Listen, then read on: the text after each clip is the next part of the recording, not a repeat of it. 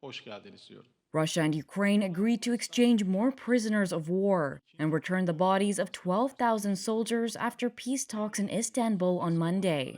The warring sides met for barely an hour for only the second such round of negotiations since March 2022. But there was no breakthrough on a proposed ceasefire, which Ukraine, its European allies, and the US have urged Russia to accept. Russia says it wants a long-term settlement rather than a pause in the war. Ukraine says Russia does not want peace and that new sanctions are needed to force it to pursue a ceasefire.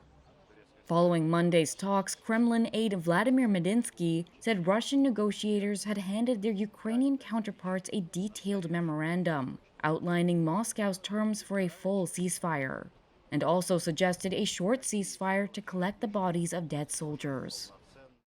According to Russian media, Moscow said it would only agree to end the war if Ukraine gives up big new chunks of territory and accepts limits on the size of its army. Ukraine has repeatedly rejected the Russian conditions as tantamount to surrender.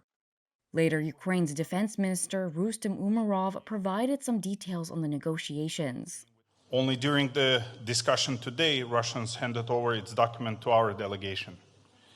Our teams will take a week to review the documents, and then we can coordinate further steps. On release of prisoners of war, we agreed to focus on specific categories rather than numbers. We agreed to exchange all for all, seriously wounded and seriously sick prisoners of war. Second category is young soldiers who are from 18 to 25 years old, all for all. Also, we agreed to return 6,000 to 6,000 bodies of fallen soldiers. Children. We have provided the other side with a list of several hundred Ukrainian children who were deported to Russia. Umerov said Ukraine also proposed more talks before the end of June, believing only a direct meeting between Ukrainian President Volodymyr Zelensky and Russia's Vladimir Putin can resolve the outstanding issues.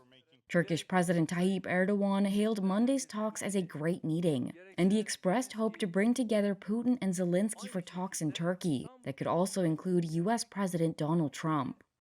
Both Ukraine and Russia, for different reasons, are keen to keep Trump engaged in the peace process. Trump has said the United States is ready to walk away from its mediation efforts unless the two sides demonstrate progress towards a deal.